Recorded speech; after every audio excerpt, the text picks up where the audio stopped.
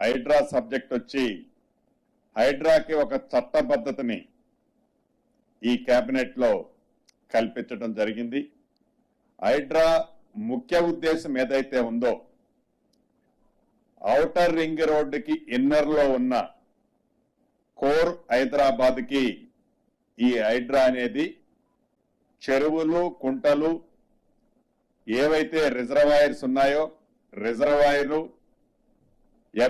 నాలాలు వీటన్నిటికీ FTL buffer zone లో ఏవైతే స్ట్రక్చర్స్ ఉన్నాయో ఏవైతే గతంలో మున్సిపాలిటీలు కార్పొరేషన్లు వివిధ శాఖలకు సంబంధించిన అంశాలన్నిటిలో ఈ హైడ్రా పూర్తిగా వాటికి ఎన్నైతే హక్కులు ఉన్నాయో ఈ హైడ్రాకి ఈనాడు కేబినెట్ లో వాటన్నిటికీ సంబంధించిన అంశాలని హైడ్రాని ఇన్కార్పొరేట్ చేయటం జరిగింది. దీంట్లో ప్రధానంగా ఈ కోర్ అర్బన్ రీజన్ ఏదైతే ఉందో ఓఆర్ఆర్ కి ఇన్నర్ సైడ్ ఉన్న దాంట్లో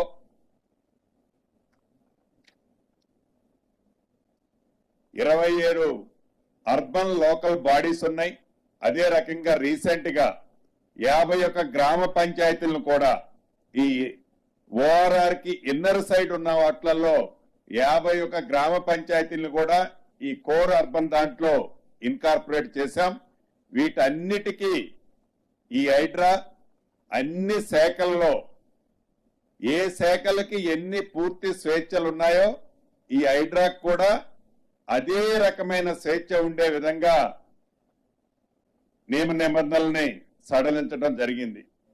అదే రకంగా హైడ్రాకి అవసరమైన దాదాపు 169 మంది అధికారులు, 946 మంది అవుట్ సోర్సింగ్ ఉద్యోగులను వివిధ విభాగాల నుంచి డిప్యుటేషన్ మీద హైడ్రాలో వర్క్ చేసే విధంగా ఆదేశాలు కూడా ఇచ్చే నిర్ణయాన్ని ఈరోజు గౌరవ ముఖ్యమంత్రి రేవంత్ రెడ్డి గారి అధ్యక్షతన జరిగిన కేబినెట్ లో నిర్ణయం తీసుకోవడం జరిగింది.